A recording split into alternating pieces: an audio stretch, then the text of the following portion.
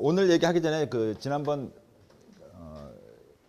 제비뽑기와 관련된 얘기 잠깐만 하면은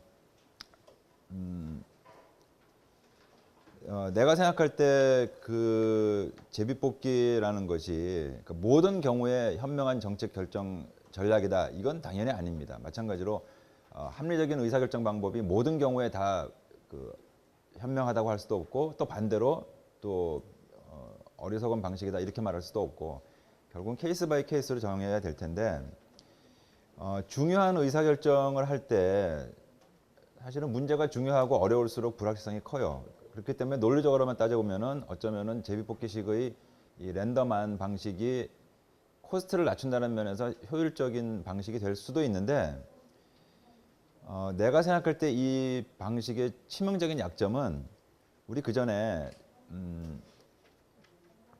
정책 대안을 비교 평가하는 기준으로 소망성 기준과 피지빌리티 기준이 있었는데 실행 가능성 피지빌리티 기준 중에 보면은 정치적 기준이라는 것이 정치적 실행 가능성이라는 것이 있었죠. 실제로 아무리 논리적이고 이성적으로 맞는 이야기라고 하더라도 사람들의 감정에 어긋나는 전략은 수용되기가 참 어렵습니다. 그러니까 이거는 우리가 일상생활에서도 그런 경우 있을 거예요. 머리로는 충분히 납득은 가는데 무지 기분 나쁘고 화가 난다. 그래서 도저히 수용이 안 된다. 이런 경우도 있죠. 그래서 문해진흥기금뿐만 아니라 대학 입시 같은 경우도 그렇고 이런 것을 만약에 제비뽑기식으로 해야 된다라는 얘기를 하다가는 대번에 감정적인 그런 반발이 있을 거고 그러다 보면 그것을 극복하고 그것을 또 조정하는 데 들어가는 코스트가 오히려 상당히 더 많을 수도 있겠다라는 거죠. 그러니까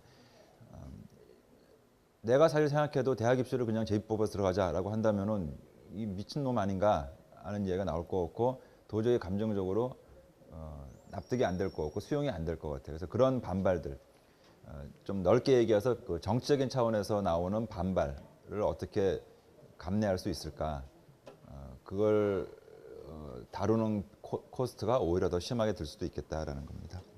자, 그건 그 정도로 하고 지난 시간에 우리가 정책 평가에 대한 얘기를 쭉 하고 있었죠. 평가와 관련돼서 나오는 많은 용어들이 어떤 일관된 체계화에서 쓰이지 않고 그때그때 상황에 따라서 막 다르게 쓰이는 경우들이 있다. 더군다나 학문 분야가 특별히 정책학이라는 분야에서만 쓰이는 것이 아니라 오만 잡다한 분야에서 다 나름대로 정책에 대해서 이러쿵저러쿵 이야기를 하면서 평가라는 용어를 쓰다 보니까 학문 분야도 다르고 또 어떤 경우는 학자라고 보기 어려운 사람들도 실제로는 정책에 대한 평가를 하고 그러다 보니까 용어가 굉장히 비일관되게 들쑥날쑥하게 사용이 된다. 그럼에도 불구하고 예를 들어서 우리가 기준을 정책 평가를 한다고 할 때 하는 도중에 정책을 집행하는 도중에 바라보느냐 아니면 다 끝나고 난 다음에 바라보느냐 정책을 만들고 집행하는 그 과정을 중시해서 보느냐 아니면은 정책이 다 이루어지고 난 후에 도대체 어떤 좋은 일 또는 나쁜 일이 있었는가 도대체 무엇을 평가하는가 용어는 다르다고 하더라도 지금 이게 뭘 어떻게 평가하는구나 라는 부분에 대해서는 여러분들이 이해를 할 필요가 있겠다라는 겁니다. 그래서 다시 말하지만은 용어에 얽매이지 말고 그 용어를 통해서 지금 이게 어떤 식의 평가를 어떻게 하는구나는 여러분들이 캐치할 수 있어야 되겠다라는 겁니다. 지난번에 이제 기준에 따른 분류까지 했었죠. 효과성, 비용, 효율성 쭉 얘기를 했었고 평가의 유형 중에 우리 강의 노트에는 쓰지 않았지만은 중요한 건 아니지만은 상대평가와 그다음에 절대평가라는 게 있어요. 이거는 여러분들이 시험 성적을 받을 때 다 알고 있는 익히 쉬운 그런 상황인데 2009년에 내가 장애학생 지원센터장 맡고 있을 때 한국장애인 인권포럼에서 대학에 재학 중인 장애 대학생들을 각 대학들이 얼마만큼 잘 지원해 주는가 그 체계가 얼마나 잘 갖춰져 있는가 하는 것을 평가를 했습니다. 장애학생 지원 체계 평가를 한 결과 한양대학교는 100점 만점에 53.8점을 받았어요. 잘한 건가요? 못한 건가요? 여러분이 만약에 100점 만점 시험을 봤는데 53점 받았다 하면은 성적표를 감추고 싶겠죠. 100점 만점에 53.8점이다 라는 거는 절대평가죠. 그렇죠? 상대평가가 어떻게 됐느냐 보니까 그 당시 평가 대상이었던 23개 대학 중에서 한양대학교가 5등을 했네. 상위 21%. 이 정도면 어떻습니까? 23개 대학 중에 5등 했어요 라는 점수와 100점 만점에 53.8점 받았습니다 라는 점수. 사실은 다 같은 얘기야.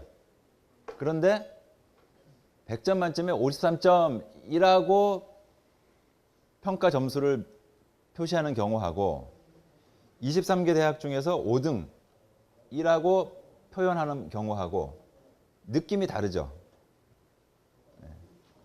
내가 왜 이 얘기 하는지 알겠죠?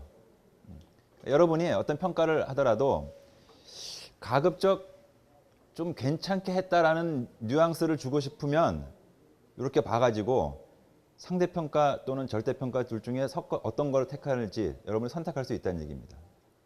만약에 이럴 수도 있겠죠. 23개 대학 중에서 한양대학이 20등을 했어. 그런데 절대 점수로는 100점 만점에 90점을 받았어. 다른 거의 모든 대학들이 다 95점, 96점을 받았어. 만약에 이 상황이 이랬다면은 내가 한양대 학생들의 장애 대학생들의 지원을 책임지고 있는 사람이라면 대외적으로 어떤 자료를 공표할 것 같습니까? 23개 학교 중에 20등이 아니라 똑같은 자료이긴 하지만은 100점 만점에 우리는 90점 받았습니다. 이런 얘기를 하겠죠. 반대로 내가 장애 대학생이야. 그래서 학교 측에 잘 못하고 있는 것 같아. 그래서 이런 뉘앙스로 주장을 하고 싶으면 100점 만점에 90점이라는 점수는 무시해버리고 23개 대학 중에서 20등밖에 못했어요 라는 식으로 평가를 하겠죠. 뒤집어서 말하면요, 여러분들이 어떤 정책 또는 어떤 기관의 평가 자료를 볼 때 똑같은 상황이 적용이 될 수 있다는 얘기입니다. 어떤 평가를 했는데 점수가 얼마나 왔다라고 할 때 이게 절대평가인지 상대평가인지 하는 걸 여러분들이 생각해 볼 필요가 있겠죠. 그리고 어떤 취지에서 이런 식의 발표를 했을까 하는 것도 여러분들이 볼 필요가 있겠죠. 그래서 이런 얘기를 하는 거는 특히 평가와 관련해서 뭐 누가 뭘 평가했는데 우리나라는 얼마, 우리 학교는 얼마, 나는 몇 점 이렇게 나왔대. 그래서 그거 가지고 뭐 좋다고 막 너무 날뛸 필요도 없고 그것 가지고 또 뭐 이거밖에 안 되냐 하고 또 실망하고 한심스럽다 이렇게 할 필요도 없다는 얘기입니다. 그러니까 그런 걸 여러 가지 잘 생각해 볼 필요가 있어서 이런 얘기를 하는 겁니다. 자, 지난 시간에 마지막에 정책 평가를 목표의 평가와 수단의 평가라는 관점에서 볼 때 보통 우리가 목표는 가치 전제이기 때문에 주관적 평가만 있고 수단을 평가할 때 사실적인 인과관계 차원의 평가가 있겠다라는 얘기를 했지만은 목표와 수단의 계층제라는 관점에서 본다면은 정책 목표에 대한 평가가 단지 가치 차원의 평가뿐만이 아니라 사실 차원의 판단도 있을 수 있겠다. 어떤 의미냐? 그 목표를 통해서 이루고자 하는 더 상위의 목표 달성에 얼마만큼 기여하느냐. 이거는 인과관계 차원의 판단이 될 수 있다라는 거죠.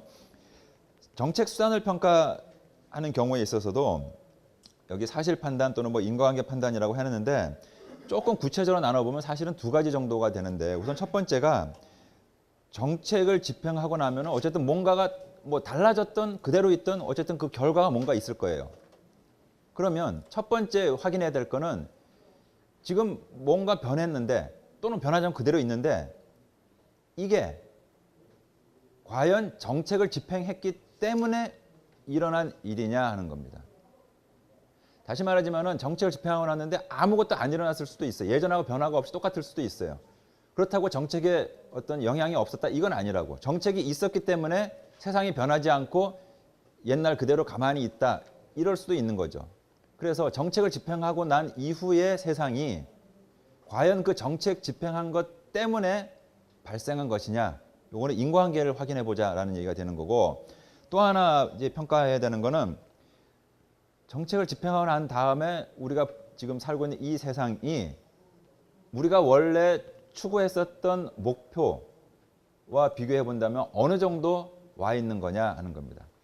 쉽게 말하면은 목표 달성을 어느 정도 했는가 라는 이야기가 되는 거죠. 자, 일단 인과관계에 대한 얘기를 잠깐 먼저 하고 그 다음에 이제 정책 평가에 있어서 오류 얘기 이런 것들을 하도록 하죠. 우선 인과적 추론, 그러니까 인과관계에 대해서 우리가 어떤 판정을 하는 것을 인과적 추론이라고 하죠.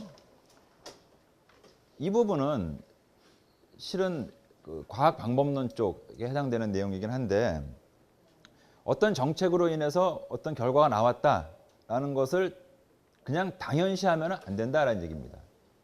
얼핏 생각하면은 어떤 정책을 1년 동안 시행을 했어. 그러고 난 다음에 어떤 일이 벌어졌어. 그러면 당연히 그 정책 때문에 이런 일이 벌어진 것 아니냐. 이렇게 생각할 수도 있는 거죠. 그런데 그렇게 단순하게 생각하면 곤란하다. 왜냐하면은 인과관계를 확인한다는 데 있어서 당연히도 시간적으로 원인이 먼저 있어야 된다라는 것. 당연하긴 해요. 그러나 그것만 가지고는 확인할 수 없다라는 겁니다. 강의 노트에는 뭐 실증주의적 인과관계론 해가지고 뭐 원인과 효과 간의 근접성, 시간적 선행성, 상시 연결성 뭐 이런 얘기를 하고 있는데 이거는 뭐 그렇게 중요한 얘기는 아닌데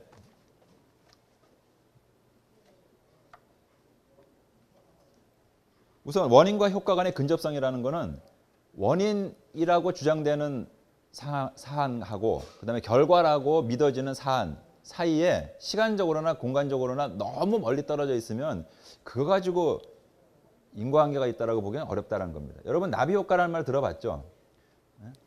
뭐 남미인가 하여튼 뭐 어디 밀리면 나비가 한번 날갯짓 하면은 그게 돌고 돌아가지고 뭐 중국에서 뭐 무슨 일이 일어나고 뭐 이런 식으로. 글쎄 뭐 따져보면 그럴듯하긴 한데 그렇게 오랜 시간이 지나고 그렇게 먼 거리를 지나가지고 뭔가 움직였다? 그런데 인과관계가 있다? 이렇게 말하기는 좀 억지 같다라는 얘기고 그래서 어느 정도 근접성이 있어야 되겠다라는 거고 시간적 선행성이라는 거는 당연히도 원인은 시간적으로 결과라고 생각되는 것보다는 앞서 일어나야 되겠다. 그래야 그 원인으로 인해서 후에 결과가 생긴다라는 추론을 할 수 있겠죠. 그 다음에 세 번째는 상시 연결성이라는 거는 어떤 사안이 벌어졌을 때는 그 사안을 일으켰던 원인이 반드시 있어야 된다는 겁니다. 그러니까 뒤집어서 말하면 어떤 원인이 되는 사건이 있으면 반드시 그에 따르는 결과가 항상 발생해야만 인과관계가 존재한다라고 볼 수 있는 거지. 뭐 어떨 때는 그렇고 어떨 때는 안 그렇고 그러면 그걸 인과관계라고 보기는 어렵다라는 얘기입니다. 기우제를 지내면 비가 온다. 그래서 기우제, 돼지머리 잘라놓고 거기다 절하고 그러면 비가 오는가? 요즘도 그런 경우가 꽤 있는 것 같아요. 뭐 영화 촬영 같은 거 할 때 보면은 웃는 돼지머리 잘라놓고 거기다가 이제 배우들, 감독 뭐 이런 사람들이 스태프들 이런 사람들이 돼지 입에다가 지폐 딱 꽂아놓고 거기서 앞에 엎드려 절한단 말이야. 그랬더니 영화가 대박이 났어. 우와 이게 기부제라는 게 돼지머리 앞에 돈 물려놓고 절하는 게 이게 영화 대박치게 만드는 원인이구나. 원인과 효과 간의 근접성 또 시간적인 선행성 면에서는 돼지머리에 절하는 게 원인인 것 같기도 해. 그런데 이게 아닌 거죠. 상시 연결성이라는 거. 어떤 사람들은 열심히 돼지머리에 절해도 영화가 대박나긴커녕 쪽박 차는데 또 어떤 경우는 또 대박나는 경우도 있어요. 그렇다면 그건 무슨 얘기겠습니까? 돼지머리에 절하는 거 가지고 영화가 대박난다. 이거는 인과관계를 연결하기가 곤란하다는 얘기입니다. 그럴 때도 있고 아닐 때도 있다는 얘기는 원인이라고 보기는 어렵다라는 얘기가 되는 거죠.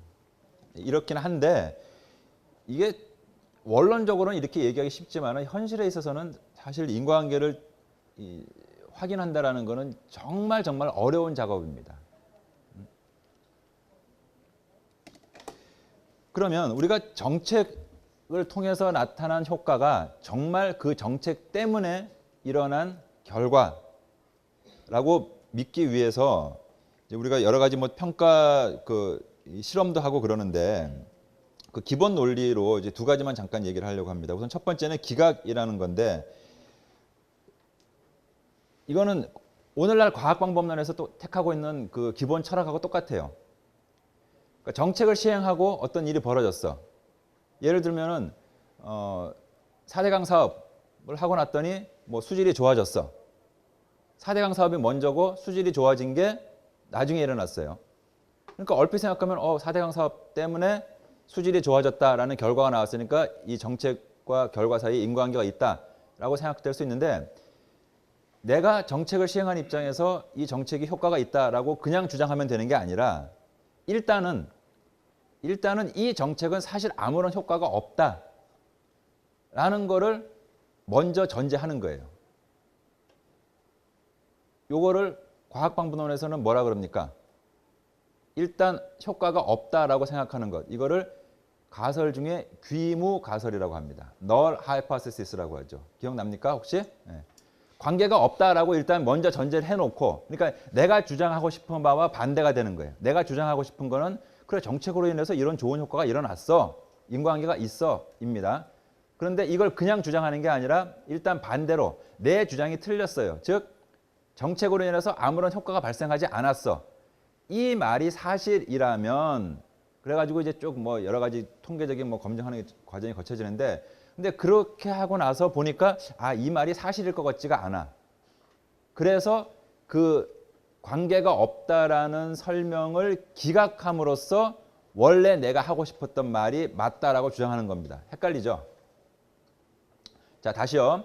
원래 내가 하고 싶은 말은 4대강 사업이 원인이 돼서 수질이 개선됐다라는 좋은 결과가 나타났어. 나는 요거를 주장하고 싶어.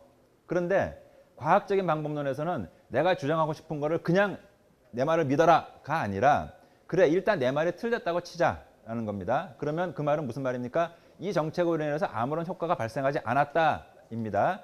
이게 대안적 설명이라는 거예요. 또는 방법론에서는 귀무가설, 제로인 거죠. 그래서 영향이 없다라는 게 맞다면 그 귀무가설이 맞다면 그래가지고 쭉 이제 뭐 확률 계산하고 쭉 이런 게 나온다고.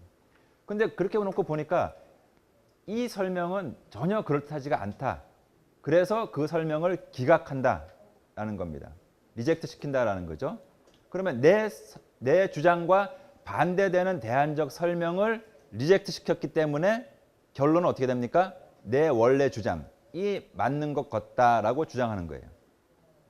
이해되죠? 내가 하고 싶은 말을 바로 믿어라라고 하는 것이 아니라 자 일단 내 말이 틀렸다라고 하는 것을 한번 생각해 보자. 그런데 이거는 이치에 안 맞는 것 같지 않느냐? 그래서 리젝트 시킨다라는 거예요. 그래서 내 생각과 반대되는 대안적 설명이 좀 그렇다지 않다고 기각시켜버리고 리젝트 시켜버리기 때문에 결론은 내 주장이 맞는 거다. 즉 이 정책이 이런 효과를 가져온 것이다. 이런 판단을 한다. 이런 말입니다. 그 다음에 실험 집단과 통제 집단 이 얘기는 우리가 정책을 통해서 어떤 효과가 났다라는 것을 보여주기 위해서는 정책을 시행한 집단에서 나타난 결과하고 정책을 전혀 시행하지 않은 집단하고 나타난 결과를 비교해 볼 필요가 있어요.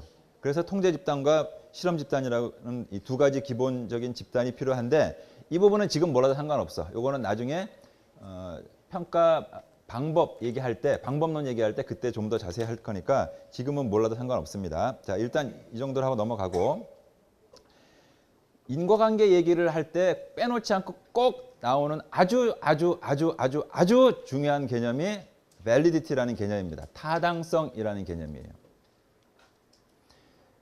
좀 전에 인과적 추론이라는 말을 썼어요. 추론이라는 말은 간단히 말하면 머릿속으로 생각해서 그럴듯한가 아닌가 판단하는 거예요. 우리가 정책은 가설과도 같다는 얘기를 했을 때 선택 지금 하는데 이게 정말 맞은 선택인지 틀린 선택인지 지금은 잘 모르겠다. 나중에 알 수 있겠다라는 식이었죠. 사실은 엄밀히 말하면 평가라는 것도 확증이라고 말하기는 어려워요. 좀 더 일반적으로 말하자면 과학의 세계에서 100% true라는 것은 있을 수가 없어요.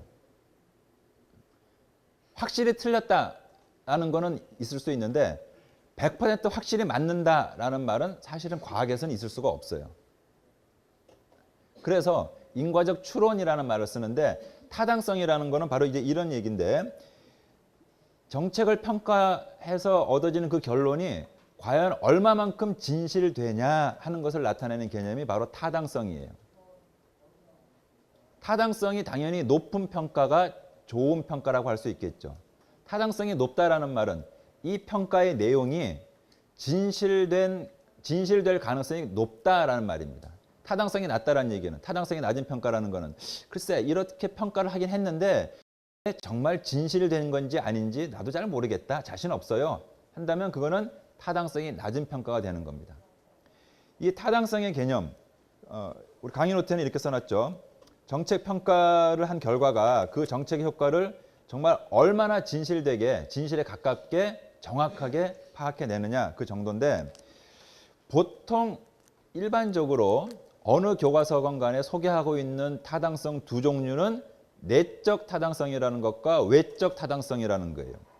여러분 강의 노트에는 3번에 되어 있죠. 3번에 동그라미 1번, 동그라미 2번 나와 있죠. 근데 그것 말고 뭐 구성의 타당성, 그 다음에 결론의 타당성 이런 얘기도 나오는데, 요건 잠깐 설명을 하면은 이런 겁니다. 구성의 타당성은 보통 이제 측정 도구를 가지고 이야기를 하는데, 평가를 하기 위해서는 어떤 식으로든 측정을 해봐야 될 거예요. 우리 그 전에 뭐 계량지표, 비계량지표 이런 얘기 했는데, 계량지표를 쓰건 비계량지표를 쓰건 어떤 식으로든 아무튼 뭔가 이렇게 측정을 해야, 그래야 이게 좀 잘 됐나 못 됐나 뭐가 일어났나 하는 걸 확인할 수 있겠죠. 그런데 우리가 측정하고자 하는 그 현상을 내가 사용한 이 도구로 과연 정확하게 측정할 수 있는가, 이게 구성의 타당성이라는 겁니다. 이 부분은요 역시 이 과학 방법론 또는 뭐 조사 설계하는 데 쪽에서 나오는데, 대표적인 케이스가 이런 겁니다. 많은 사람들이 연구를 할 때 설문조사 방식을 많이 씁니다. 그러면 설문조사를 통해서 잘 측정할 수 있는 데이터도 있고 측정이 좀 애매한 그런 경우들도 있는데, 예를 들면 이런 거예요. 설문지 문항에다가 당신이 속해 있는 기관에서 얼마나 많은 성과를 냈습니까? 그러면 이제 1번부터 5번까지 해가지고 뭐 소위 이게 뭐 리커르트 5등급 척도 뭐 이런 얘기 한단 말이에요. 그러면 이제 뭐 1번은 거의 성과가 없다, 5번은 성과가 아주 많다, 3번은 뭐 보통이다, 이런 식으로 되게하죠.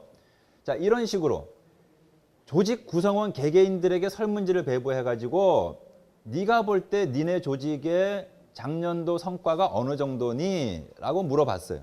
그러면 이제 각 개인들이 쭉 답을 하겠죠. 그럼 야, 근데 100명을 조사를 했어. 그러면 그 점수를 다 더해가지고 100명으로 나누면 그 질문에 대한 평균치가 나오겠죠. 평균치가 예컨대 4점이 나왔다고 한번 가정을 해봅시다. 100명을 조사했더니 그 문항에 대해서 뭐 3번 한 사람, 5번 한 사람, 4번 한 사람 여럿이 있었는데 평균해보니까 4.0이라는 점수가 나왔어.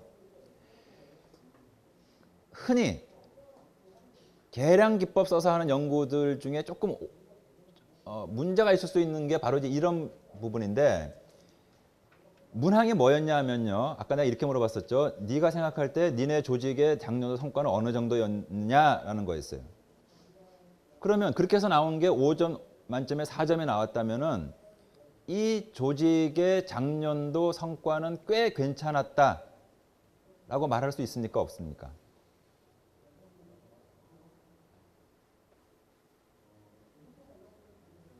많은 경우에 설문조사하는 사람들이 이런 식의 기법을 활용을 해가지고 조직 성과의 값을 측정을 해요. 그런데 엄밀히 말하면은 이 설문지를 조사해서 나온 그 5점 만점에 4.0이라는 평균치가 의미하는 거는 그 조직에서 성과를 이루어낸 것에 대해서 조직 구성원들이 어느 정도로 인식하고 있느냐라는 겁니다. 그러니까 그 사람들의 머릿속에 비친 조직의 성과지 객관적인 조직의 성과 그 자체는 아니라는 얘기예요. 이거 이해되죠? 그런데 많은 경우에 그냥 이 차이를 무시해버리고 그 점수가 높으면 이 조직은 성과가 높은 조직이라고 그냥 치환해버리는 경우들이 종종 있다는 겁니다.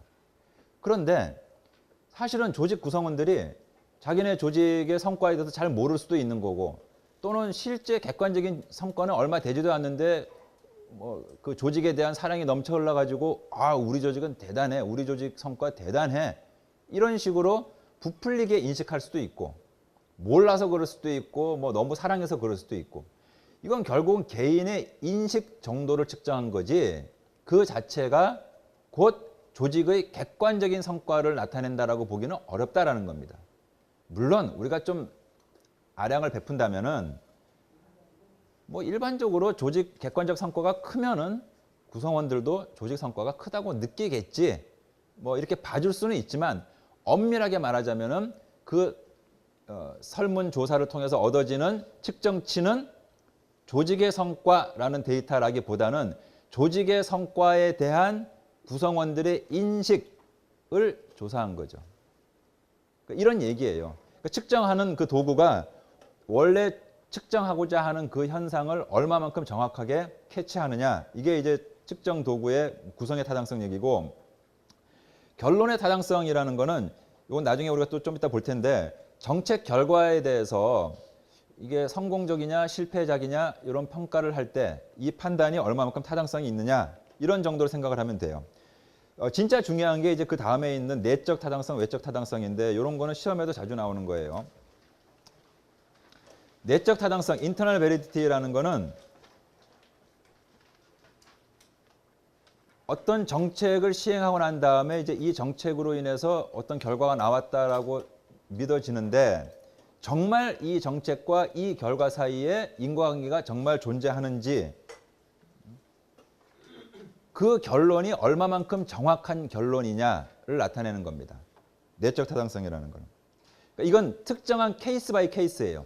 어떤 특정한 정책을 시행하고 그 정책에 대해서 평가를 내려서 이 정책 때문에 이런 결과가 나왔습니다. 이 정책과 이 결과 사이에 정말 인과관계가 있습니다. 이런 평가를 했는데, 과연 이 판단이, 인과관계가 있다고 얘기한 이 판단이 얼마만큼 타당하냐, 얼마만큼 진실되냐를 나타내는 개념이 내적 타당성 개념이고, 외적 타당성이라는 거는 일반화 가능성 관점에서 생각하면 좀 쉬울 거예요. 원래 방법론에서 얘기할 때 외적 타당성은 이런 얘기입니다. 연구하는 사람이 나름대로 실험을 해가지고 이 원인과 이 결과 사이에 정말 인과관계가 존재한다. 근데 이거는 이 연구자가 실험한 요 케이스에서만 적용이 될 수도 있겠죠. 다른 상황에서는 전혀 적용이 안 될 수도 있겠죠. 그러면 내적 타당성이라는 거는 내가 실험한 요 실험 케이스, 또는 내가 지금 평가하려고 하는 요 특정한 정책 경우에 정책과 결과 사이에 인과관계가 있는 거에 대한 타당성 이야기고, 외적 타당성이라는 거는 정책과 결과 사이에 어떤 인과관계가 있다고 치고, 이 인과관계가 내가 지금 바라보고 있는 이 특정한 정책뿐만이 아니라 다른 부문에도 그대로 인과관계가 존재할까에 대한 겁니다. 예를 들면은 쓰레기 종량제를 우리나라에서 시행을 할 때 맨 처음에 인천 지역에서 1년 동안 먼저 했던 걸로 알고 있어요. 전국적으로 동시에 실시하지 않고 인천 지역에서 시범적으로 먼저 실시를 했어. 이런 거 종종 합니다. 지금은 놀토 제도가 초중고등학교 다 해당이 되죠. 모두 전국적으로. 근데 이것도 한꺼번에 전국의 모든 초중고등학교를 대상으로 실시한 것이 아니라 일정한 기간 동안 시범 학교 몇 개를 골라가지고 한번 놀토를 해본 거예요. 하고 난 다음에 괜찮은 것 같다 해서 전국적으로 시행을 하게 된 거죠. 쓰레기 종량제 같은 경우에 인천 지역에서 1년 동안 해봤어요. 하고 났더니 정말 쓰레기 발생량이 줄어들었어. 자, 이럴 때 쓰레기 종량제라는 정책 덕분에 쓰레기 발생량 감소라는 결과가 야기됐는가? 이 두 개의 현상 사이에 정말로 인과관계가 존재하는가? 정말 존재한다. 이게 바로 내적 타당성에 대한 이야기입니다. 쓰레기 종량제와 쓰레기 발생량 감소 사이에 존재하는 인과관계가 어느 정도냐? 이거는 내적 타당성에 대한 이야기고, 그 두 사건 사이에 인과관계가 존재하는데 이건 인천 지역만 그런 게 아니라 사실은 다른 모든 지역에도 다 두루 적용될 수 있다. 만약에 그렇다면 외적 타당성이 있는 평가라고 생각될 수 있는 거고, 원래 인천 지역 사는 사람들이 착해가지고 쓰레기 함부로 안 버리고 종량제 봉투에 담아서 버리고 하다 보니까 쓰레기 발생량이 줄어든 거예요. 근데 인천 지역 외에 다른 지역 사는 사람들은 인천 사는 사람들하고 달라가지고 쓰레기 종량제 같은 거 해봤자 쓰레기 발생량이 안 줄어들더라. 라고 한다면 쓰레기 종량제라는 정책과 쓰레기 발생 감소라는 사건 사이의 인과관계는 대한민국 전국적으로 일반적으로 적용되는 것이 아니라 인천 지역에만 적용되는 거죠. 그래서 그런 경우에 그냥 인천 지역만 보고서 쓰레기 종량제를 하면은 쓰레기 발생량이 줄어든다. 인과관계가 있어. 이렇게 얘기한다면은 인천 지역만 놓고 볼 때 내적 타당성은 있는 평가지만 전국적인 관점에서 봤을 때는 외적 타당성은 별로 없는 평가가 될 수 있다라는 얘기입니다. 이해되죠? 내적 타당성은 지금 내가 바라보고 있는 바로 이 특정한 정책에서 인과관계가 정말 존재하는가를 바라보는 거고, 외적 타당성이란 그 인과관계가 지금 요 지역, 지금 요 사건, 지금 이 정책, 지금 이 시점뿐만이 아니라 다른 섹터, 다른 영역, 다른 지역, 다른 시기에도 일반적으로 적용될 수 있다라면 외적 타당성이 굉장히 높은 거고, 다른 지역, 다른 시기에는 별로 적용될 것 같지 않다라면 외적 타당성은 낮은 것이다라는 얘기죠. 그래서 일반화 정도와 관련된 것이 외적 타당성이다. 이렇게 이해를 해두면 좀 쉬울 것 같아요. 자, 이제 그 다음에 결론의 타당성하고도 연결되는 부분인데,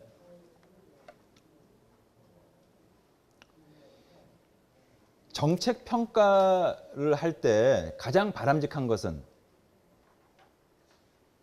정책을 시행하고 난 다음에 어떤 결과가 나타났는데 이 결과가 정말로 이 정책으로 인해서 나타난 거다라고 확실하게 확인을 하고 난 다음에 이 결과를 놓고 보니까 이 정책은 참 괜찮은 정책이었다. 혹은 반대로 이 결과가 우리가 원래 추구했던 목표와 견주어 보니까 좀 시원치 않아요. 이건 실패작이에요. 뭐 실패라고 보든 또는 성공이라고 보든 정확하게 있는 그대로 판정해내는 겁니다. 이게 우리가 원하는 가장 바람직한 평가예요. 하지만 현실에 있어서는 평가 작업이 그렇게 녹록치가 않아가지고 정확한 평가가 아닌 오류가 있는 평가가 될 가능성도 많다는 거예요. 그래서 일단 정책 평가의 오류를 두 가지로 구분을 해서 결과를 놓고 볼 때 이게 성공이냐 실패냐 어느 정도 지금 우리가 달성했느냐 하는 그 판단에도 오류가 있을 수 있어요. 두 번째는 정책과 결과 사이에 인과관계가 있다라고 생각을 했는데 이게 또 오류가 될 수도 있다라는 겁니다. 그래서 먼저 정책으로 인해서 나타난 그 결과 또는 뭐 성과를 놓고 이게 우리가 잘 했냐 못 했냐 성공적인가 실패적인가에 대한 판정이 오류가 날 수 있다는 것을 먼저 얘기하려고 합니다. 우리가 개념적으로만 보자면은 정책 실패라는 말을 이런 경우가 있을 수가 있어요. 목표로 정해놓은 바가 있었는데 실제 정책을 시행하고 난 다음에 봤더니 그 성과가 목표에 훨씬 미달돼요. 못 미쳐요.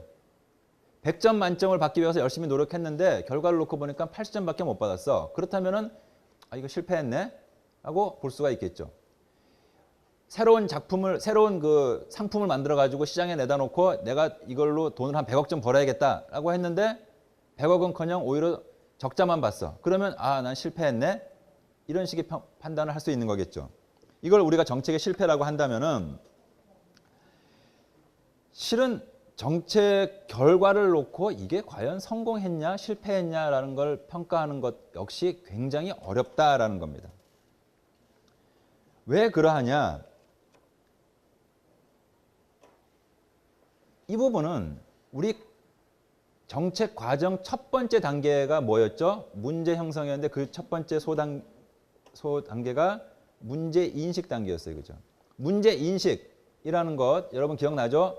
결코 문제라는 것은 객관적으로 어디 딱 존재하는 것 아니다. 사람의 마음에 의해서 만들어진다라고 했었죠. 세 가지 요인이 있었죠. 상황에 대한 바라는 바, 그 다음에 현재 상태, 그 다음에 봐줄 수 있는, 허용할 수 있는 한계, 용인 수준이라는 것이 있었죠. 이 경우도 사실은 마찬가지예요. 목표와 우리가 얻은 성과 사이에 갭이 존재한다고 해서 이걸 우리가 꼭 항상 늘 실패라고 부르느냐? 아닐 수도 있다는 얘기입니다. 이건 마치 그때 아마 그런 예를 들었던 것 같은데 뭐 예컨대 장동건 사진 보여주고 여러분들이 장동건만큼 잘생기고 돈 많이 버냐? 아니에요. 그렇지만 그렇다고 해가지고 항상 나는 왜 이러냐 하면서 비관하며 살지도 않아. 그 말은 여러분이 생각해보면 장동건만큼 못생긴 게 분명히 갭이 존재하지만 그렇다고 해서 그것이 항상 문제라고 인식되는 건 아니에요. 즉 갭이 존재하는 것 자체가 곧 문제가 존재한다. 이건 아닐 수 있다는 얘기입니다. 마찬가지로 우리가 바라는 목표에 성과가 못 미쳤어. 갭이 존재해. 그렇다고 해서 항상 이것을 우리가 실패라고 인식하는 것도 아니더라라는 얘기입니다. 문제인식 상황과 굉장히 유사하게도 정책을 시행하고 난 다음에 갭이 발생했다고 하더라도 이 갭을 정책의 실패로 인식하느냐 하는 것은 역시 달라질 수 있다는 겁니다. 바라보는 사람에 따라서, 기준에 따라서, 시점에 따라서 무엇을 강조하느냐에 따라 가지고 얼마든지 달라질 수 있다는 얘기입니다. 객관적인 상황은 똑같아요. 그런데 어떤 사람은 이거를 문제로 인식할 수도 있고 문제로 인식하지 않을 수도 있어. 마찬가지로 정책 결과는 똑같아.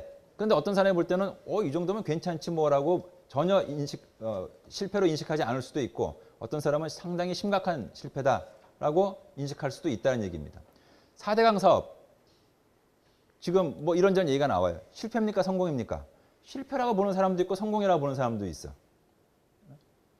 우리나라 동성 결혼하겠다는 사람들이 있어. 이거 문제입니까? 아닙니까? 어떤 사람은 문제라고 보고 어떤 사람은 아니라고 봐. 마찬가지로 4대강 사업 이후에 지금 현재 상황 이거 완전 실패작이냐 성공작이냐 사람마다 의견이 달라.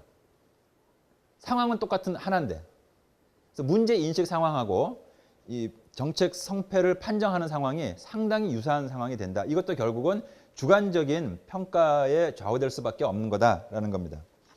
그래서 심지어 어떤 사람들은 정책 실패라는 건 없다. 이거를 무슨 정말 없다라는 그런 의미가 아니라 특히 관료들 입장에서는 정책을 담당하는 관료들 입장에서는 정책 실패라는 말은 거의 안 씁니다.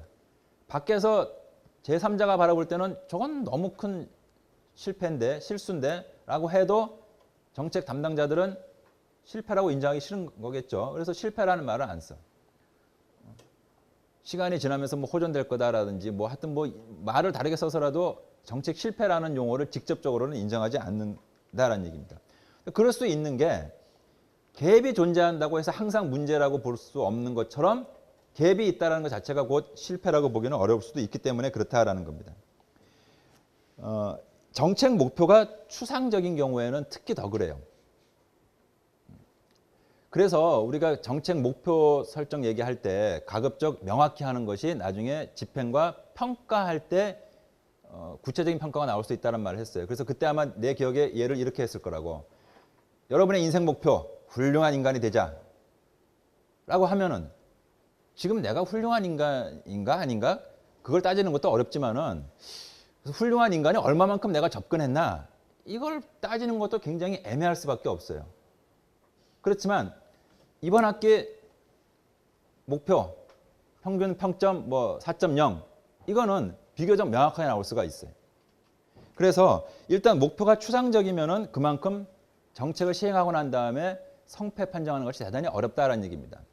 박근혜 정부가 취임 초부터 강조한 게 문화융성이에요. 그래서 문화융성위원회라는 것도 만들고 거기서 뭐 이렇게 의견 수렴도 해가지고 이제 뭐 8가지 정책 기조안과 뭐 만들고 했어.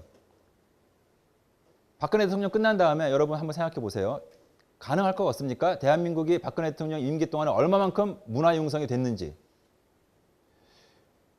문화융성이 도대체 무슨 말인지도 애매한데 정책을 여러 가지 쭉 시행을 했는데 그래서 대한민국이 문화적으로 얼마만큼 더 융성해졌는가 이것 파악한다는 건 쉽지가 않다는 얘기입니다.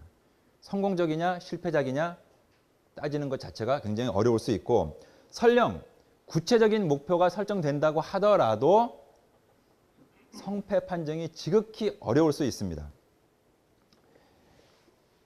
이건 예를 들어보면 여러분들 쉽게 알 수 있는데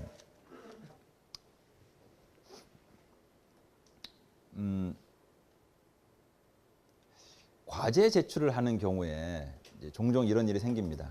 옛날에는 아날로그 시절에는 그냥 페이퍼 언제까지 내 그러면 그냥 갖고 오면 받아주고 이렇게 했는데 요즘은 인터넷으로 제출해 그러면 이제 시간 스탬프가 정확하게 막 초까지 막 찍히지 않습니까? 그죠? 그러면 내가 과제를 일요일 밤 12시까지 자정까지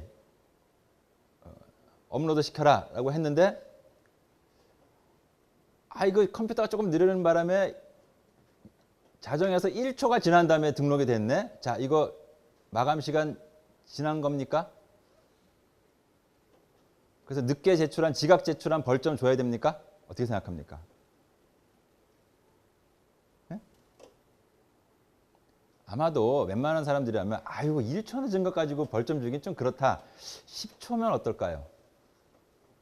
이렇게 하다 보면은 1분, 3분, 5분, 10분, 1시간? 야, 이거 1초 봐주기 시작하면은 3초 봐줘야 되고, 그러면 5초도 봐줘야 되고, 그러면 이제 1분도 봐줘야 되고, 그러다 보면은 아침에 떡 내는데, 뭐 9시에 내나, 뭐 3시에 내나, 그거 아닙니까? 이러면 할 말이 없어지는 거 있잖아요. 그죠? 근데 아침, 자정에 내라고 했는데 아침 9시에 냈다. 에이, 이건 너무 늦었어. 지각이야. 이럴 수 있는데, 만약에 1초, 2초, 3초 쭉 해가지고 9시까지 뭐 예컨대 초당 간격으로 또는 분 간격으로 계속 쭉 이렇게 제출했다. 그러면 어디서 끊어야 됩니까? 아니면 그냥 무조건 1초라도 늦으면 이건 지각이야 이렇게 해야 되나요? 출석 체크할 때 어떻게 해야 되나? 칼같이 여기서 딱 1시 딱 해가지고 무조건 딱 잘라야 됩니까? 아니면은 1초, 2초, 한 1, 2분 늦게 들어와도 봐줘야 되는 겁니까? 애매하죠. 2009년에 한양대학교 개교 70주년 기념 행사로 여러 가지가 했었는데 그 중에 하나가 그때 내가 이제 사회봉사단 부단장이어서 가지고 생생하게 기억. 70주년을 기념을 해서 70일간의 헌혈 대장정이라는 거를 적십자사하고 같이 조인해 가지고 했어요. 70주년이고 70일 동안이고 그래서 목표를 7,000명으로 잡았어. 그래서 마지막 날 KBS에서 사랑의 리퀘스트 생방송으로 할 때 그때 이제 스튜디오하고 우리 여기 그 체육관에서 이제 이원 중계식으로 이렇게 했어요. 그래서 이제 최종적으로 그때 뭐 그 체육관에 막 그 헌혈 침대 쫙 늘어놓고 거기서 막 헌혈 막 받고 하면서 최종적으로 몇 명 했는데 6,040몇 명인가 뭐 이렇게 된 것 같아요. 실패입니까? 성공입니까? 그때 KBS에서는 뭐 6천 몇 명 해가지고 뭐 빵빠라빵 하면서 이제 막 번쩍번쩍하게 하게 오고 막 그렇게 했어요. 실패입니까? 7,000명 목표를 했는데 6,040 몇 명이 6,100 몇 명이야. 하여튼 그 정도면은 6,200 몇 명. 그럼 실패작이지. 라고 얘기할 수 있습니까? 그럼 너무 잔인하지 않겠니? 그 프로그램을 준비한 사람들한테는 70일 동안. 그렇다고 에이 그래도 7,000명 목표를 했는데 그러니까 이건 안 됐어. 이건 실패작이야. 라고 해야 됩니까? 햇볕 정책 같은 경우도 마찬가지예요. 김대중 대통령부터 열심히 해왔는데 어떤 사람들은 이거 뭐 그러고 났더니 오히려 뭐 핵폭탄 만들고 또 대륙간 탄도미사일 만들고 뭐 연평도 쏘고 이게 도대체 뭐냐. 돈은 돈대로 퍼주고 뺨은 뺨대로 맞고 우리끼리 내부적으로 뭐 종북이니 뭐니 해가지고 서로 싸우고 있고 우리끼리 갈갈이 찢어지고 이게 뭐 돈 퍼주고 뺨 맞고 내부적으로 상처나고 엥 손해밖에 안 봤다. 실패작이다. 라고 바라볼 수도 있고 그래도 이 정도로 도와줬기 때문에 남북관계가 그래도 이 정도로 좀 평화적으로 유지되고 있는 거지. 이거 아니었으면 더 큰일 났다. 이렇게 볼 수도 있는 거죠. 지금 현재 상태를 놓고 대북 포용 정책이 성공작이냐 실패작이냐 이건 역시 사람에 따라서 또는 자기 가치관에 따라 가지고 얼마나 달라질 수 있다는 얘기입니다. 우리나라의 대학 교육 정책 성공적이냐? 이것도 어디를 바라보느냐에 따라 달라질 수 있는데 지금 이 앞에 여러분들이 보는 자료는 2008년, 2009년도의 그 자료인데 왼쪽에 있는 거는 연구 경쟁력 쪽이고 그래서 자연과학 공학 이쪽에서 SCI 논문, 뭐 PE 인용도, 논문 숫자 이렇게 보면은 우리나라가 57개 국가 중에서 14위, 12위 이 정도면은 준수한 것 같아. 그런데 사실 지금 우리가 하고 있는 이 강의를 포함을 해서 학부 교육은 57개국 중 51위 정도라는 겁니다. 대학 교육이 경제적인 또는 사회적인 요구에 얼마나 부합하느냐 하는 거는 57개국 중에 51등밖에 못했다는 얘기입니다. 물론 이것도 절대적인 점수로 놓고 보면은 뭐 0.12점 차로 쭉 몰릴 수도 있지만은 어쨌든 왼쪽하고 오른쪽을 놓고 보면은요. 연구 경쟁력이라는 데 우리가 강조를 두고 우리나라의 교육 정책을 평가한다면 그래도 꽤 괜찮은 대학 교육 정책이었다. 이런 평가를 할 수가 있는데 학부 교육에다가 초점을 맞추고 보게 되면 이게 뭐야 형편없잖아. 이 정책 당장 바꿔야 된다. 이런 평가를 할 수가 있겠죠. 여기 하나 안 써놨는데 예를 들어서 또 이런 것도 있어요. 지난번에 아마 그 그래프 보여줬을 겁니다. 우리나라 영화가 한국 시장에서 얼마만큼 점유하고 있는가. 시장 점유율. 이게 93년까지 쭉 떨어지다가 그 이후로 쭉 올라와서 지금은 뭐 60% 정도 평균 그 정도로 왔다 갔다 하고 있어요. 그렇다면 한국의 영화 정책은 굉장한 성공작이냐라는 겁니다.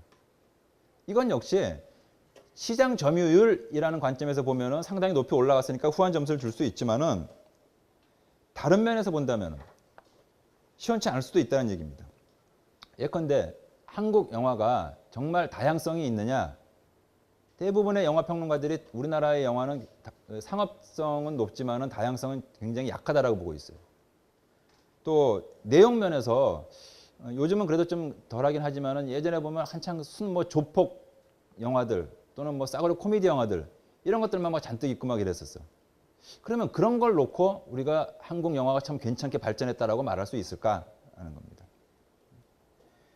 요즘 한류 붐도 마찬가지인데 요새 뭐 신한류, K-팝 난리가 났잖아요. 그래서 정말 잘 됐다라고 볼 수 있느냐라는 겁니다. 어떤 분들은 이런 얘기도 해요. K-팝이라고 하는데 그게 사실 몇몇 아이돌 댄스 그룹만 잘 나가는 거지. 우리나라 대중음악이 정말 뭐 일본이나 미국처럼 이렇게 기반이 탄탄하고 다양성이 있느냐? 그것도 아니고 그냥 몇몇 아이돌 그 그룹들이 그냥 인기 없는 것 정도밖에 없지 않느냐? 이렇게 보면은 우리나라 대중음악은 굉장히 좀 서글퍼 보일 수도 있다는 얘기죠. 성공작이 아니라. 그래서 성패 판정 굉장히 어려울 수 있다는 얘기를 기억하면서 설령 성공이냐 실패냐를 우리가 명확하게 구분한다고 하더라도 그렇게 말을 한다고 하더라도 그 말 자체가 또 다른 오류일 수가 있는데 이게 1종 오류, 2종 오류라는 것으로 표현할 수 있어요. 1종 오류, 2종 오류 하는 것도 그 과학 방법론에서 가설 검증할 때 쓰는 용어입니다. 1종 오류, 타입 1 에러라는 것은 실제 진실치는 완전한 실패적인 정책인데 이것을 평가할 때 뭐 착각을 했건 고의로 했건 간에 굉장한 성공작이라고 평가를 내린다면은 그러한 평가는 1종 오류가 발생했다라고 말하는 겁니다. 그 평가는 정확한 평가가 아닌 거죠. 진실치는 실패작인데 평가하는 사람들이 이런저런 이유로 성공작이라고 잘못 판단을 한 거예요. 잘못 판정을 내린 거예요. 그러니까 그 판정은 분명히 오류 판정인 거죠. 그래서 이런 오류를 제1종 오류라고 합니다. 실패를 성공이라고 잘못 판정하는 경우. 반대로 실제로는 굉장한 성공작인데 이것을 이런저런 이유로 반대 실패작이라고 판정 내리는 경우 역시 그 평가도 오류가 있는데 이런 오류를 제2종 오류라고 얘기를 합니다. 이 앞에 밑에 표를 보면은 이제 왼쪽 보면 평가치가 있고 오른쪽으로 진실치예요. 진실치라는 거는 이제 정말 뭐냐, 실패냐, 성공이냐 하는 거고 왼쪽에 평가치라는 거는 평가해서 나온 판정 값이 성공이냐, 실패냐 이 얘기입니다.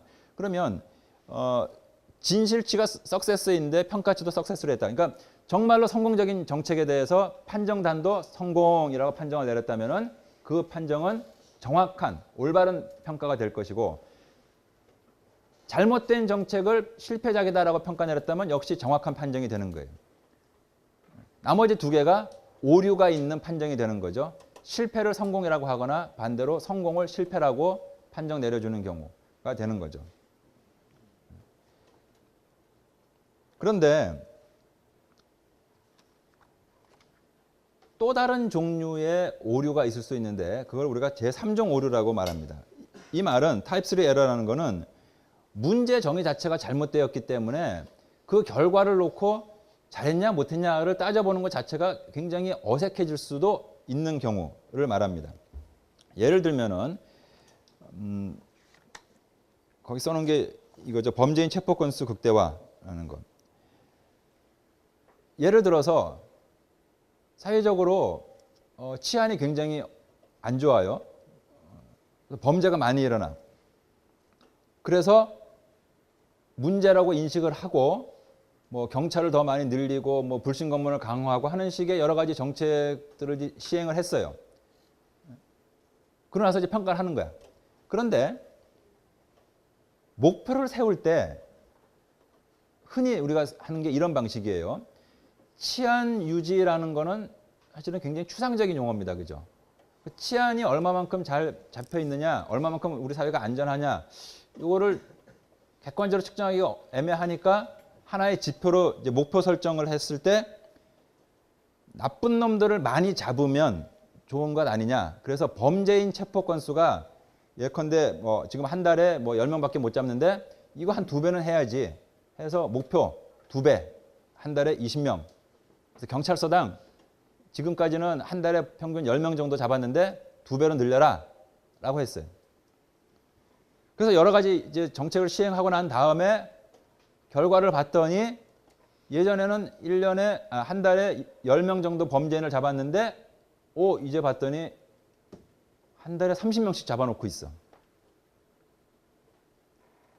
목표 달성 잘 한 것 같습니까?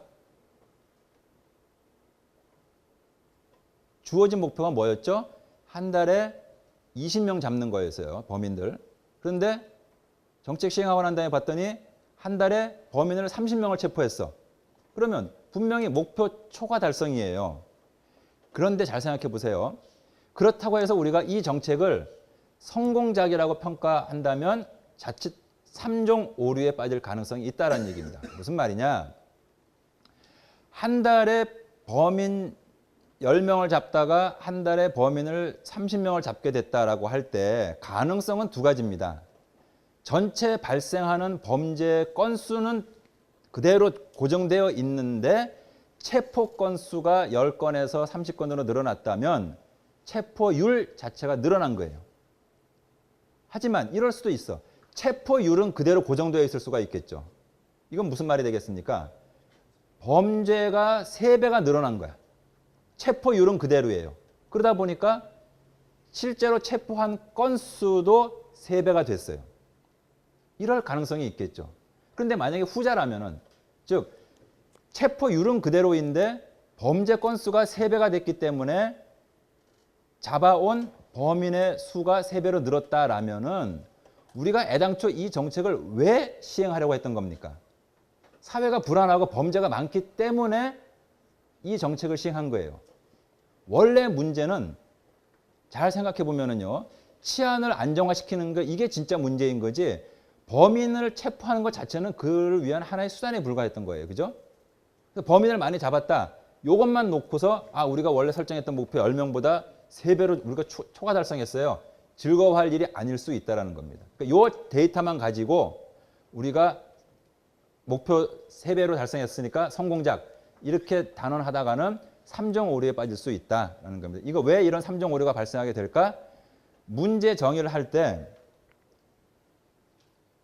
조금 치우친, 조금 잘못된 또는 뭔가 그 바이어스가 있는 그런 목표를 설정했기 때문에 그 목표에 견주어서 지금의 성과를 비춰보다가는 그 정책 평가 자체가 오류가 날 수 있다.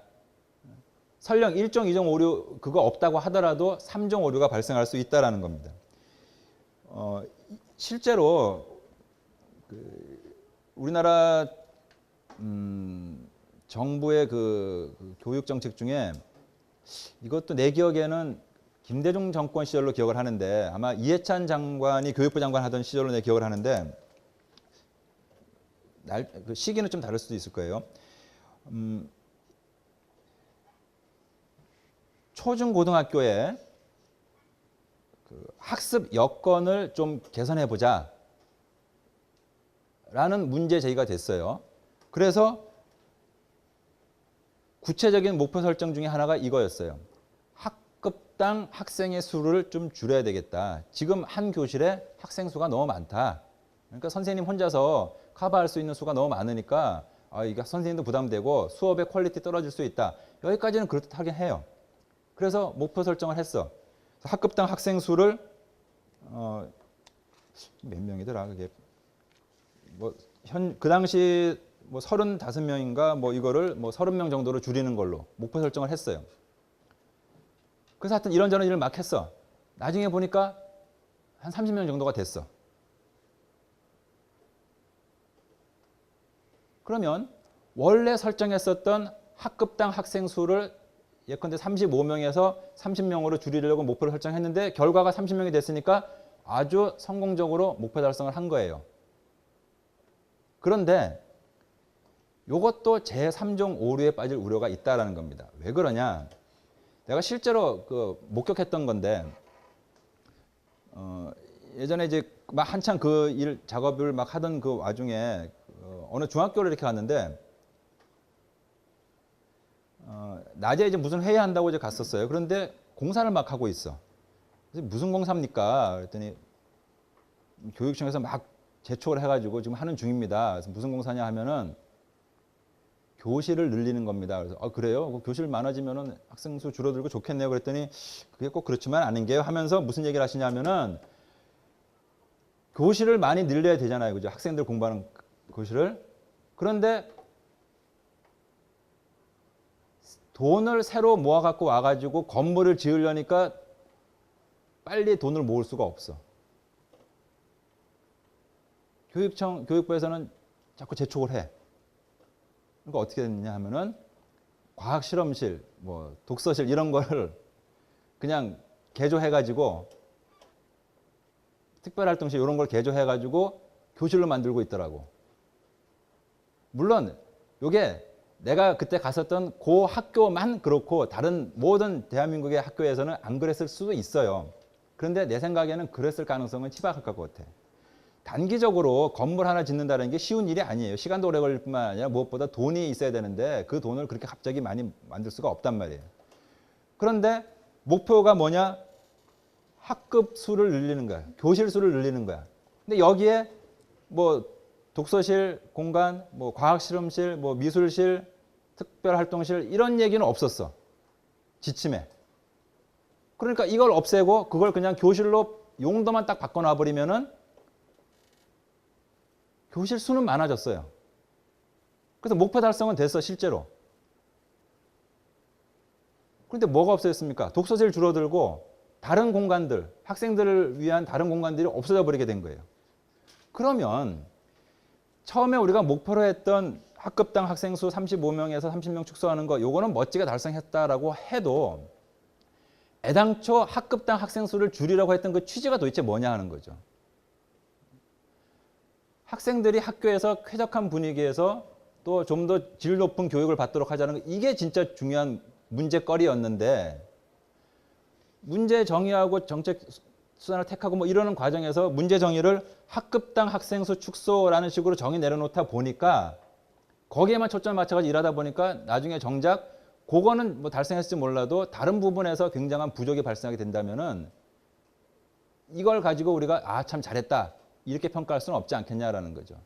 다른 거 안 따지고 그냥 딱 요것만 학생 수 줄어들었냐 학급 수 늘어났느냐 요것만 가지고 본다면 그래 성공적인 정책이다라고 평가할 수 있겠지만 애당초 학급 수를 왜 늘리려고 했는가 왜 학생 수를 줄이려고 했는가 이런 원래 문제를 생각한다면은 이 정책 참 괜찮은 정책이었다라는 평가는 굉장한 오류를 가진 3종 오류를 가진 정책이었다. 정책 평가였다. 이렇게 말할 수 있다라는 겁니다. 그래서 1종 오류는 어떤 거고 2종 오류는 어떤 거고 또 3종 오류는 어떤 거다 하는 것 개념적으로는 구분을 해야 되겠죠. 근데 물론 좀 전에 1종 오류, 2종 오류 이런 얘기를 했지만은 이건 역시 현실에 있어서는 오류가 있는지 없는지를 확인하는 것이 참 어렵습니다. 왜냐하면은 아까 그 표를 생각해 보면 알겠지만은 1종 오류 또는 2종 오류라는 거를 우리가 지적해내려면은 진실치, 그러니까 실제로 이게 성공이냐 실패냐 하는 것을 정확하게 알 수 있어야만 평가단의 판정 점수가 뭐 실패다, 성공이다 이걸 알 수 있는 거죠. 그런데 정말 진실로 이게 성공이냐 실패냐를 확인할 수 없다면 실은 1종 오류가 있는지 2종 오류가 있는지 아니면 정확한 평가를 한 건지 자체도 참 확인하기는 극히 어렵다라는 얘기입니다. 그럼에도 불구하고 왜 이런 얘기를 하느냐 하면은 적어도 개념적으로는 여러분들이 이런 이 툴을 가지고 있어야 여러분들이 나름대로 어떤 정책 평가를 할 때 또는 다른 사람들이 어떤 평가를 했을 때 그 평가를 여러분이 또 평가할 때 이런 개념을 활용할 수 있을 거다라는 거죠. 그러니까 비판적으로 바라볼 수 있는 하나의 그 좋은 툴, 수단이 될 수 있기 때문에 이런 타당성 개념도 그렇고 1종 오류, 2종 오류, 또 3종 오류 이런 개념을 여러분들에게 소개해 주는 겁니다. 정책 평가할 때 그 판정 결과를 놓고 오류가 발생을 만약에 한다면은 도대체 왜 그런 오류가 발생하게 될까? 그 판정 오류의 소스가 무엇일까? 몇 가지 가능한 원천을 생각해 볼 수가 있는데 첫 번째는 비전문가들이 평가 작업을 하는 경우예요. 아니 세상에 그럴 수가 있을까요? 비전문가가 평가 작업을 해요? 어떻게 누가 비전문가한테 평가를 맡기나? 이거는 이런 식으로 생각해야 됩니다. 우리가 그 전에 처음에 강의 시작하면서 정책 연구에서 우리가 다루는 게 크게 보면 정책 과정에 관한 것과 그다음에 정책 과정에서 필요한 지식 다룬다고 했어요. 정책 과정에서 필요한 지식은 그 중에 하나가 구체적인 그 사안 그 자체에 대한 실질적인 지식이라고 했어요. 근데 교육 정책이라면은 뭐 교육에 대해서 아동들의 심리 뭐 이런 부분에 대해서 알아야 될 것이고 경제 정책이라면은 경제 논리에 대해서 알아야 되겠죠. 그런데 그 모든 걸 우리가 한 수업 시간에 다룰 수 없기 때문에 우리는 정책 과정에서 필요한 지식 중에 그런 개별적인 사안에 대한 건 다루지 않는다 이런 얘기를 했었죠. 평가에서 문제되는 게 그겁니다. 대개 정책 평가 기법을 열심히 배운 사람들은 그쪽 전문가야. 말하자면 평가 작업에는 도사들이에요. 그런데 이 사람들이 교육이나 또는 뭐 국방이나 또는 뭐 교통이나 보건 또는 문화, 외교 이런 분야에도 전문가일 수 있을까? 굉장히 어렵다는 얘기입니다. 물론 간혹 가다가 대단히 뛰어난 사람 중에 박사 2개 가지고 있는 사람들도 있긴 있어요. 근데 극히 드물고 대부분의 사람은 박사 하나야. 그것도 따기 힘들어.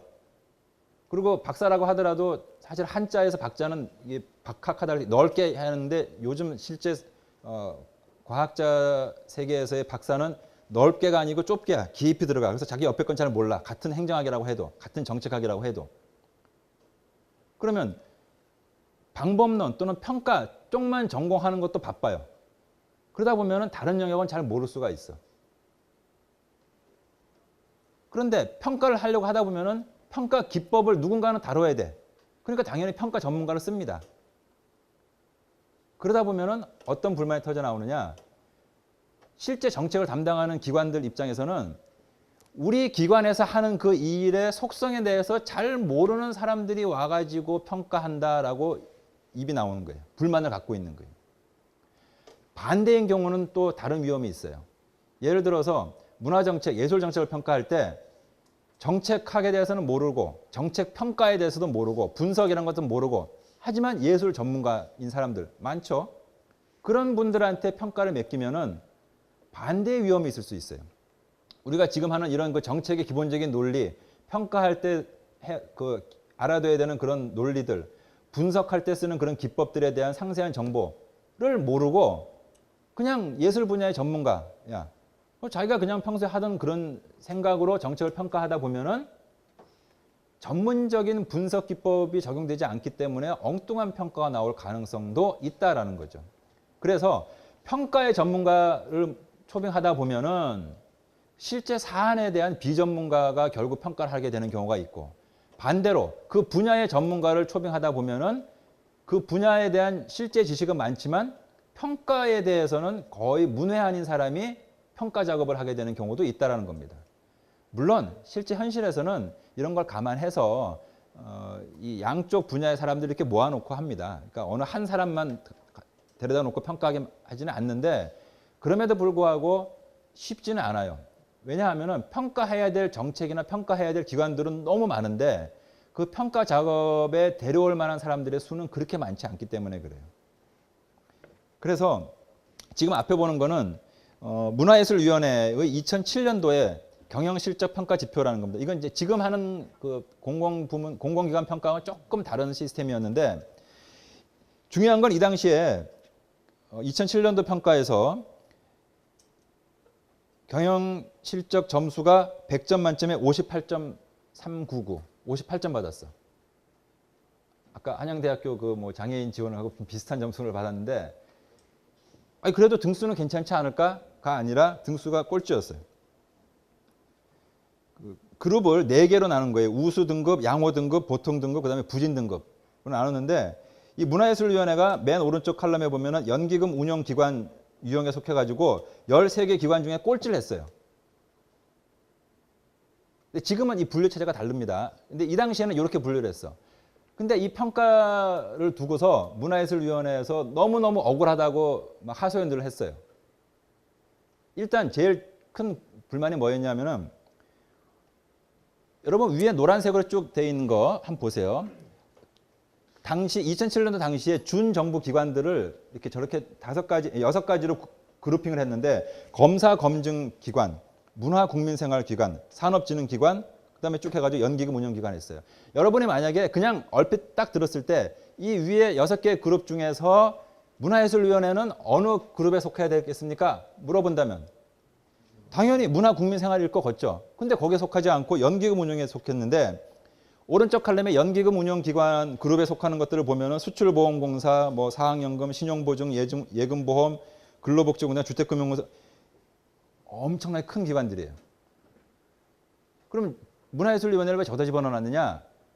문예진흥기금을 운영하는 기관이기 때문에 니네도 기금 운영하는 기관이니까 일로 들어가는 거야 해가지고 일로 집어넣어 버렸어요. 이걸 누가 했느냐? 이런 거 주관하는 부서가 경제부서예요. 그러니까 문화예술위원회에 있는 분들은 무지 억울한 거죠. 아니 우리가 사실 전체 기금의 그 액수로 보더라도 이 위에 있는 다른 그 기관들하고 비교하게 되면은 너무너무 작아요. 액수도 작아.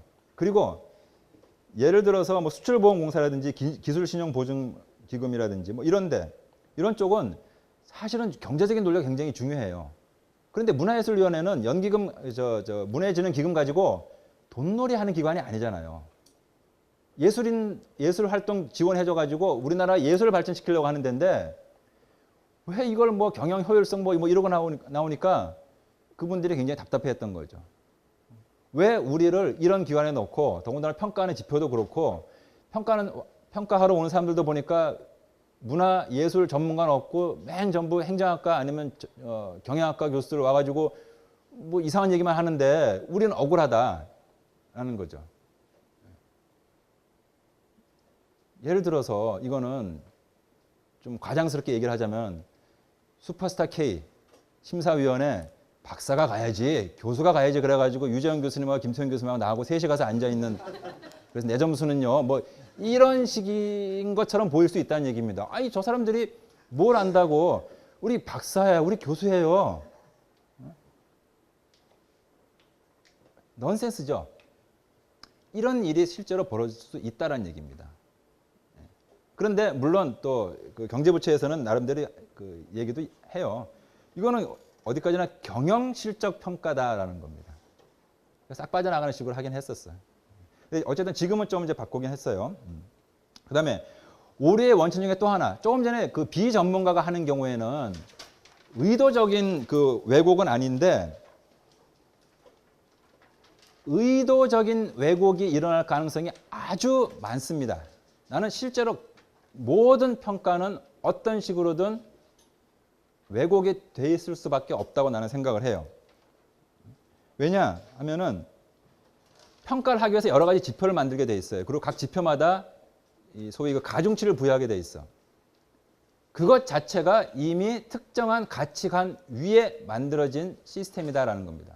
그래서 평가를 하기 이전에 평가 그 틀을 만드는 행위 자체가 이미 특정한 가치관에 근거해서 만들어지는 거기 때문에 그 틀에 의해서 만들어지는 평가 자체도 싫건 좋건 또는 알건 모르건 간에 특정한 가치관에 의해 가지고 편향되어 있을 수밖에 없다라는 겁니다.